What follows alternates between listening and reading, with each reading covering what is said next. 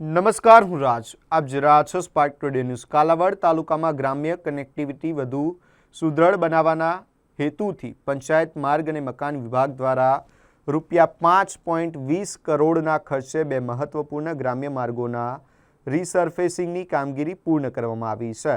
મોટી ભગેડી દાવલી મોરવાડી body road અને કૃષ્ણનગરથી ઓડિયા રોડનું નવીનીકરણ થતાં આસપાસના ગામના રહેવાસીઓ, ખેડૂતો અને વાહન ચાલકોને મોટી રાહત મળશે. 8 કિલોમીટર લાંબા મોટી ભગેડી દાવડી મોરવાડી બોડી રોડના રીસર્ફેસિંગ માટે ₹4 કરોડ જ્યારે 2.45 કિલોમીટર લાંબા કૃષ્ણનગરથી ઓડિયા રોડ માટે ₹1.20 કરોડનો ખર્ચ કરવામાં આવ્યો છે. બંને માર્ગોના કુલ 10.45 કિલોમીટરના સરફેસિંગની કામ પૂર્ણ થતાં ગ્રામ્ય વિસ્તારોની કનેક્ટિવિટી વધુ મજબૂત બની છે.